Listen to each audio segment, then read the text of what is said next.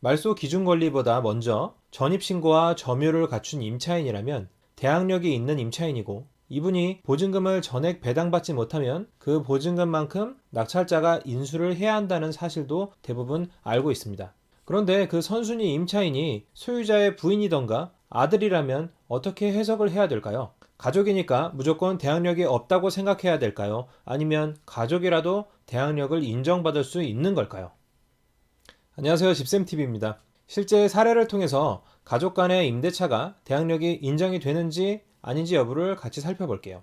강남구 청담동에 한 아파트가 경매 진행 중인 것을 볼 수 있습니다. 감정가는 약 17억이고 한 번 유찰되어서 최저가는 약 14억입니다. 이 채무자와 소유자는 윤모 씨로 동일 인물이에요. 등기부 현황을 보시면 2014년 3월 21일 대부업체에 1억 2천만 원 근저당권이 말소 기준 권리인 것을 볼 수 있고요. 그보다 후순위로 들어온 권리들은 매각으로 인해서 소멸이 됩니다.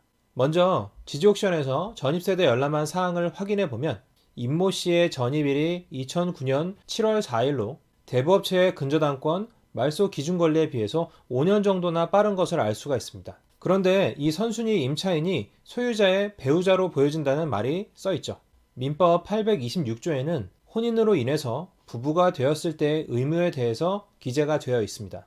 부부는 동거하며 서로 부양하고 협조하여야 한다라고 써 있어요. 서로 부양의 의무가 있기 때문에 부부간에는 임대차 계약이 성립하지 않습니다.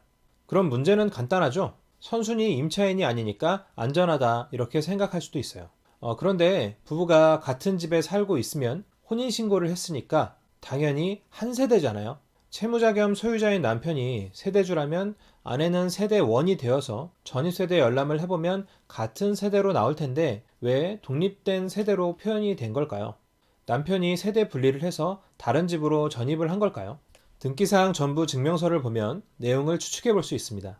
2014년 7월 4일 아내의 재산 분할을 원인으로 한 소유권 이전 등기 청구권을 피보전 권리로 해서 해당 아파트 소유권 2분의 1의 가처분이 설정된 것을 볼 수 있습니다. 그러니까 이 재산 분할 소송이 끝날 때까지 내 몫에 해당하는 2분의 1에 대해서는 다른 사람에게 소유권을 이전하거나 제한 물권을 설정할 수 없다는 내용이죠.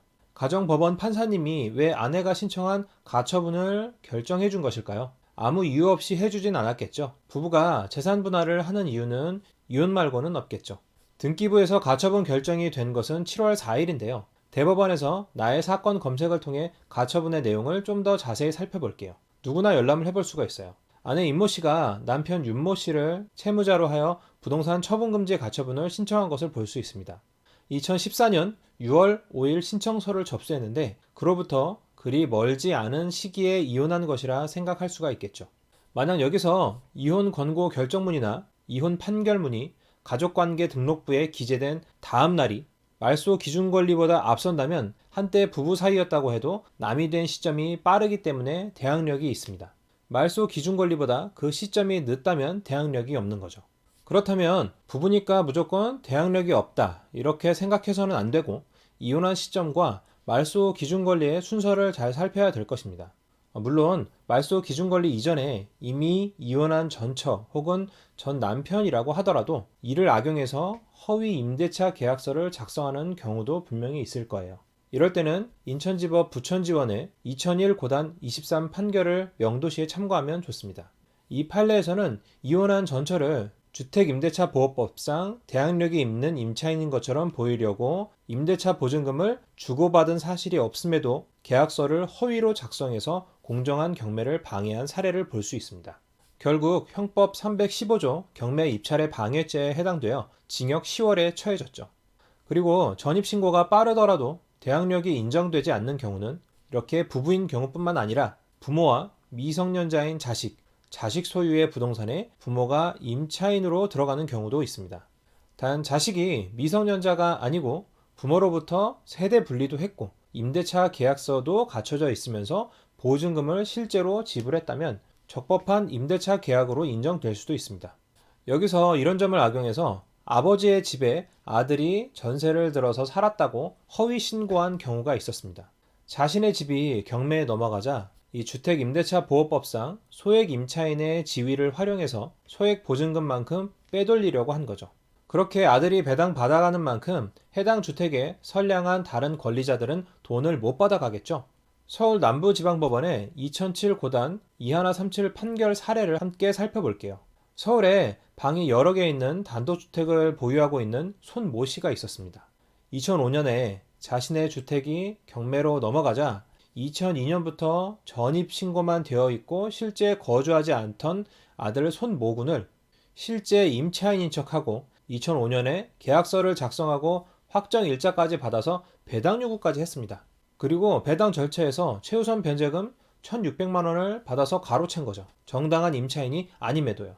그렇다면 후순위에 있는 누군가는 받아야 할 1,600만 원을 못 받았겠죠. 결국 아버지는 징역 6월에 아들은 집행유예 2년을 선고받았습니다. 이렇게 가족관계 중 부부, 부모와 미성년자인 자식, 그리고 자식의 부동산에 부모가 임차인으로 들어가는 경우는 원칙적으로 임대차 계약 관계가 불성립되는데 부부가 이혼을 하였거나 자식이 성년자면서 세대 분리가 된 경우는 임대차 계약이 성립될 수도 있습니다. 그런데 이런 경우 간혹 전입신고가 이미 되어 있다는 것을 악용해서 임대차 관계가 아님에도 임대차 관계인 척 하는 경우도 보았습니다. 형제 자매지간이나 친척 간에는 임대차 계약이 성립하는 것이 원칙이니까 위의 경우와 헷갈리지 마시고 또 먼저 전입만 되어 있다고 지레 포기하지 마시고 좀 더 자세히 조사해 보시기 바라겠습니다. 가장임차인이 확실하다고 생각한다면 위 판례를 통해서 협상할 수 있을 것입니다. 자, 오늘 가족 간의 임대차 관계가 대항력이 있는지에 대한 영상이 도움이 되셨다면 좋아요와 구독, 알림 설정 부탁드리겠습니다. 궁금하신 점은 댓글로 남겨주십시오. 제가 강의나 영상 제작이 본업이 아니라서 빠른 답변은 어렵지만 최대한 도움이 되도록 노력해 보겠습니다. 감사합니다. 집샘TV였습니다.